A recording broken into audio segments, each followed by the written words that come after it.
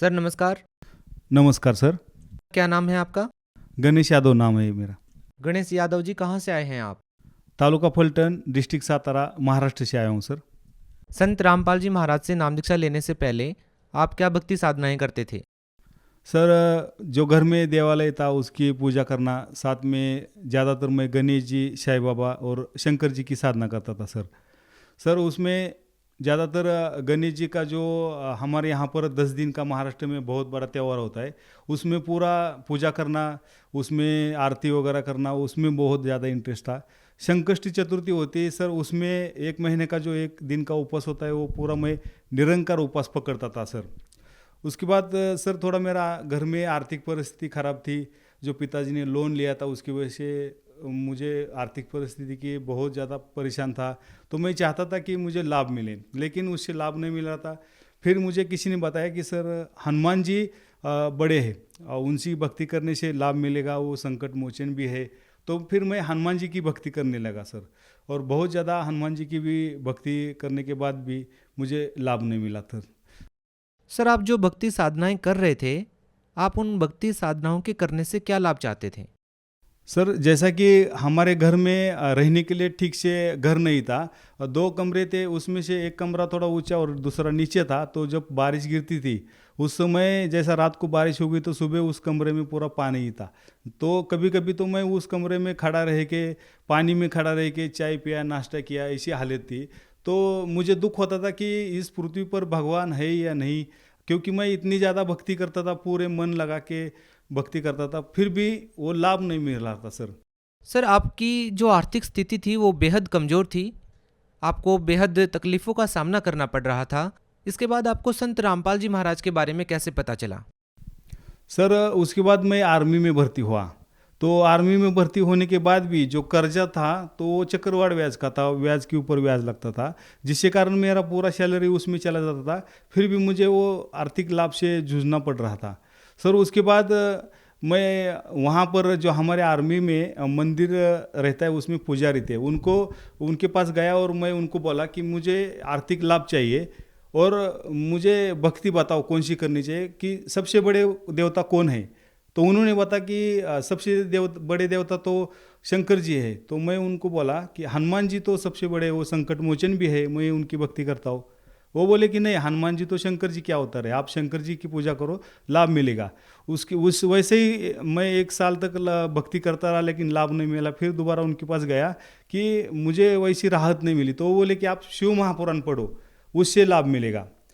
तो सर मैं शिव महापुराण पढ़ने लगा, मतलब समय निकाल के इधर उधर से, जैसा दोपहर को 1-1.5 घंटे का जवानों को टाइम था खाना खाने का, आराम करने का। तो उसमें मैं सर 5-10 मिनट में खाना निपटा के तुरंत मैं भागते हुए जाता था मंदिर में, शिव महापुराण लेता था, पढ़ता था। और मेरे को ऐसा लग रहा था कि कहीं ना कहीं मुझे वो लाभ मिले भक्ति करने से, और मेरे संकट का और मेरे आर्थिक परिस्थिति का निवारा हो जाए। लेकिन सर उससे ज़्यादा मेरे को और शारीरिक तकलीफ हो गई। जैसा कि मैं आर्मी में बॉक्सर था सर, और बॉक्सिंग चैंपियन में 2 गोल्ड 2 सिल्वर लिए थे। लेकिन बाद में खेलते समय मैं गिर गया, जिससे मेरी डिस्क स्लिप हो गई सर, और जिससे मुझे बहुत ज़्यादा तकलीफ होने लगी। मतलब दिन निकलना भी मुश्किल हो गया, नहीं मैं ना किसी को बता पा रहा था ठीक से, और ना वो तकलीफ सहन कर पा रहा था। तो ये मुझे शारीरिक भी पीड़ाएँ बढ़ती गई सर, और मैं कई हताश होते रह गया ये भक्ति से। तो जब मैं मेरे बिस्तर के साइड में छोटा सा देवालय भी रखता था, तो पूजा करता था। सुबह हनुमान चालीसा पढ़ना, शाम को पढ़ना, गणेश जी की मूर्ति रखता था, शंकर जी की मूर्ति रखता था। और ये सारा देख कर है ना, मेरे साथ वाले एक हवलदार विश्वास सत्रे करके है, उन्होंने संत रामपाल जी महाराज जी से नाम दीक्षा ली हुई थी। तो उन्होंने देखकर बोला कि ये आप जो भक्ति कर रहे हैं इससे कोई लाभ नहीं मिलेगा, ये देवता पूर्ण नहीं है। पूर्ण परमेश्वर तो कबीर साहिब है, और इस पृथ्वी पर पूर्ण संत रामपाल जी महाराज है। तो मैं सर उनके ऊपर गुस्सा हो गया, क्योंकि महाराष्ट्र तो संतों की भूमि है। यहाँ पर बड़े बड़े संत जैसे संत ज्ञानेश्वर महाराज, संत एकनाथ महाराज, संत तुकाराम महाराज ये होके गए हैं, और आप बोल रहे कि संत रामपाल जी महाराज पृथ्वी पर बड़े हैं। तो मैं उनके ऊपर गुस्सा हो गया, और ऐसा नहीं, और मेरे को वो बात समझ में नहीं आई। तो उन्होंने बोला कि आप एक पुस्तक ज्ञान गंगा है, ये पढ़ लो, इससे आपको सब बात समझ में आई। सर वो पुस्तक तो ले ली मैंने, लेकिन वो पुस्तक पढ़ने का मन नहीं हुआ और उनकी तरफ देख के थोड़ा सा मैं गुस्सा हो गया था। तो थोड़ी एक 8-10 दिन में उनको 2 महीने की छुट्टी मिली। तो वो छुट्टी जाते समय उन्होंने मुझे अपना मेमोरी कार्ड दिया। साथ में उन्होंने देखा कि पुस्तक पढ़ी नहीं, उनको कुछ समझ में नहीं आया। तो उन्होंने सर फेसबुक के ऊपर, यूट्यूब के ऊपर संत रामपाल जी महाराज के सत्संग करके सुन लो, आपको समझ में आया, ऐसा मुझे समझा के एक मेमोरी कार्ड भी दिया। और फिर वो चले गए छुट्टी। तो सर जैसा ही मैं बहुत दिन से भगवान की तलाश में था, ये आर्थिक परिस्थिति से परेशान था, शारीरिक परिस्थिति से परेशान था। तो मैं वो सत्संग सुनने के बाद मुझे समझ में आया कि संत रामपाल जी महाराज जी ने बताया कि ब्रह्मा विष्णु महेश ये भी नाशवान है और इनके हाथ में कुछ किसी का कर्म का कम करना या ज़्यादा करना नहीं है। सर देखिए, बड़ी हैरान करने वाली बात है कि जिन देवताओं की पूजा आदि अनादिकाल से होती आ रही है, जिनको हमने हमेशा से ही अविनाशी माना है, उन देवताओं को आप ये कैसे कह सकते हैं कि उनकी जन्म मृत्यु होती है? सर यूट्यूब के ऊपर मैंने देखा संत रामपाल जी महाराज जी ने श्रीमद् देवी भागवत पढ़ा के दिखाया और 123 पर पे लिखा था कि तीनों देव जो है वो जन्म मृत्यु में है और वो किसी का भी कर्म कम ज़्यादा नहीं कर सकते। सर ये सब बातें जब मैंने संत रामपाल जी महाराज जी के सत्संग से सुनी तो मैं एकदम से शॉक हो गया, क्योंकि अभी तक जो मैं भक्ति कर रहा था वो भक्ति बिल्कुल शास्त्र विरुद्ध थी और अभी शास्त्र अनुकूल भक्ति संत रामपाल जी महाराज बता रहे थे। तो इससे सर मैं बिल्कुल ही एकदम आश्चर्यचकित हो गया और मैं ना वो 2 महीना कब खत्म हो जाए, वो जो संत रामपाल जी महाराज जी के शिष्य कब वापस आए और फिर मैं अपने सवाल उनसे पूछूं और फिर मेरे को वो लाभ कैसे मिले, इसके लिए मैं उनका इंतज़ार करने लगा। सर जैसा कि मैंने आपको बताया, मुझे डिस्क की प्रॉब्लम थी और मुझे सर 7 साल से बच्चा भी नहीं था। तो मेरे को यूनिट से बताया गया कि आप डिस्क का ऑपरेशन करने के लिए आर हॉस्पिटल रिपोर्ट करो और उसके लिए ये 20 दिन की छुट्टी मुझे दे दी गई। तो सर मैं जैसे ही घर में गया तो घर में भी मेरी वाइफ ने ज्ञान गंगा पुस्तक मंगाई थी और पढ़ ली थी, तो उसको भी ज्ञान समझ में आ गया था। तो जिससे हम दोनों ने फैसला लिया कि अब हम दोनों मिलके संत रामपाल जी महाराज जी से नाम दीक्षा लेंगे। तो सर जैसा ही हम नाम दीक्षा लेने के लिए आश्रम में पहुँचे, जो भक्तों का वहाँ पर व्यवहार देखा तो एकदम जो सगे रिश्ते वाले होते हैं, भाई होते हैं, उससे भी ज़्यादा वो प्रेम भाव से बात करते थे।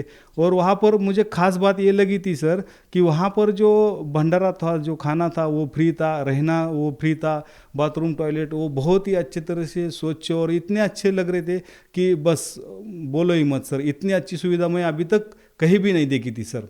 तो हम रात को 10:30 बजे सतलोक आश्रम बरावाला में पहुंच गए। वहाँ पर जो हमारे को नियम बताए गए, समझाए गए, उसके बाद नाम दीक्षा का फॉर्म भर के हम नाम दीक्षा ले ली। लेकिन तब तक लेट हो चुका था। संत रामपाल जी महाराज सभी शिष्यों को आशीर्वाद दे के अंदर चले जा चुके थे। तो हमने वहाँ पर फिर प्रार्थना लगाई कि हम आर्मी में है और हमें जाना है रात को ही 12 बजे। तो वहाँ पर फिर गुरुजी ने फिर बताया कि मैं आ रहा हूँ दर्शन देने के लिए। तो ये बहुत बड़ी बात है सर, हम तुच्छ जीवों के लिए भी गुरुजी वहाँ पर आशीर्वाद देने के लिए, संत रामपाल जी महाराज आशीर्वाद देने के लिए बाहर आ गए। तो जैसे ही संत रामपाल जी महाराज नज़दीक आ गए तो मैं पूरा मेरा दुख, जो मेरे को 7 साल से प्रॉब्लम, बच्चे का प्रॉब्लम चल रहा था, मेरे को आर्थिक परिस्थिति खराब थी, मेरे को शारीरिक प्रॉब्लम, डिस्क स्लिप हो रही थी, बहुत ज़्यादा दर्द से पीड़ा हो रही थी। मैं ये सब बातें गणेश जी की मूर्ति, शंकर जी की मूर्ति के सामने रो रो के कह रहा था, लेकिन सुनने के लिए उनको कान नहीं थे।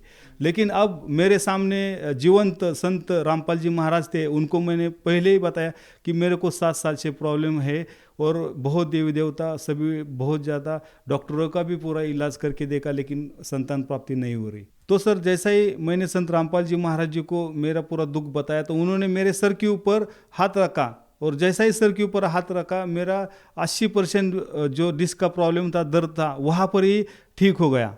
तो वहाँ से मैं रात को ट्रेन पकड़ के रिपोर्ट करने के लिए चला गया। अब वहाँ पर मेरा जो डिस्क का प्रॉब्लम था वो तो मेरा ठीक ही हो गया था। और तो सर जैसा ही मैंने संत रामपाल जी महाराज जी को मेरा पूरा दुख बताया तो उन्होंने मेरे सर के ऊपर हाथ रखा और जैसा ही सर के ऊपर हाथ रखा, मेरा 80% जो डिस्क का प्रॉब्लम था, दर्द था, वहाँ पर ही ठीक हो गया। दिल्ली में हमने रिपोर्ट किया, तो दूसरे दिन डॉक्टरों को जब मिलने के लिए गए तो वहाँ पर जो हमारे पुराने डॉक्टरों के पूरे रिपोर्ट उन्होंने मांगे देखे, तो उन्होंने बोला कि जब वाइफ को प्रॉब्लम आ जाए तो दूसरे दिन वाला जो एक टेस्ट है वो करना बाकी है, फिर उसके बाद हम IVF का ऑपरेशन शुरू करेंगे। तो सर हम इंतज़ार करने लगे। जो 2 तारीख थी और 2 जनवरी को वाइफ को प्रॉब्लम आना चाहिए था, तो प्रॉब्लम आया नहीं। तो वाइफ ने बोला कि प्रॉब्लम आया नहीं, ऐसा कभी नहीं हुआ, पहले 2 दिन 3 दिन पहले ही पीरियड आना चाहिए, वो आया नहीं। तो फिर मैं बोला ऐसा नहीं, हम वो इंतज़ार करेंगे।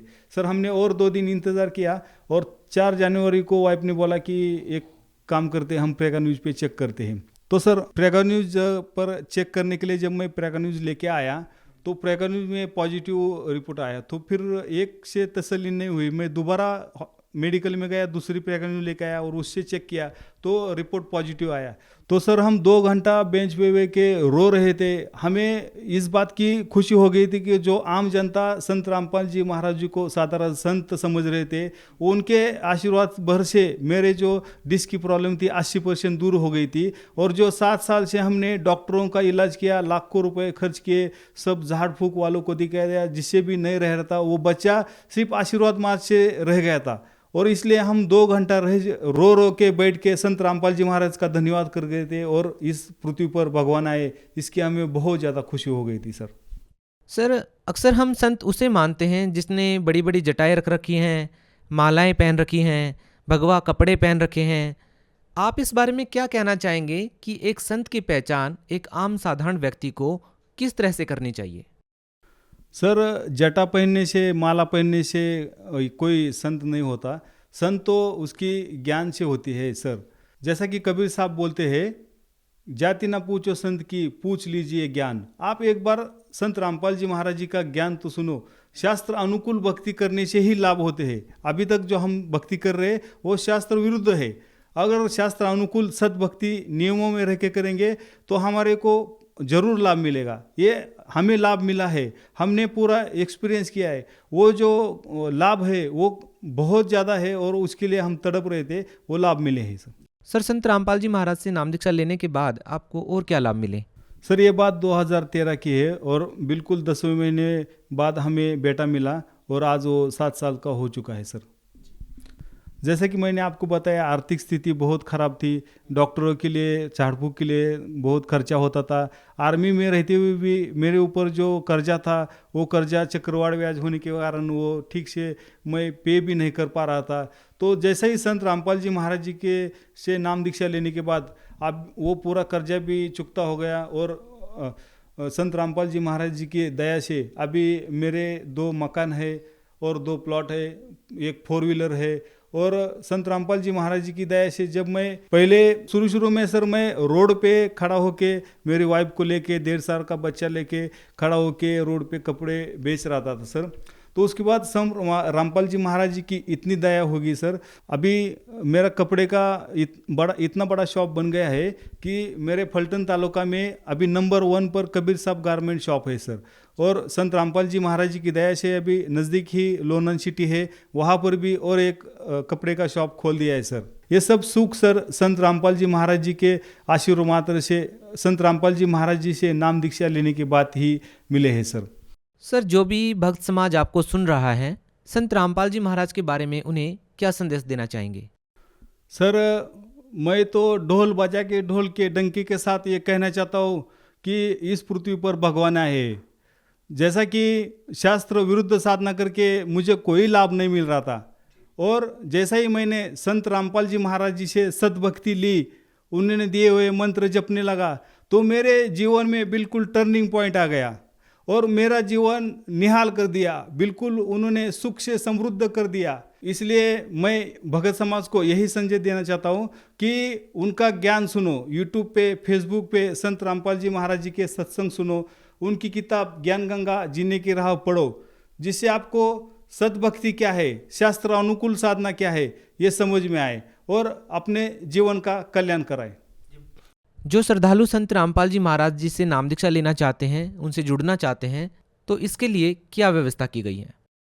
सर जैसा कि आपके सामने मोबाइल नंबर डिस्प्ले हो रहे हैं, उस मोबाइल नंबर से आप कांटेक्ट करके अपने जिले के नामदान स्थल का पता कर सकते हैं और वहाँ से नाम दीक्षा लेके अपने जीवन का कल्याण करा सकते हैं। बहुत बहुत धन्यवाद। सत साहेब।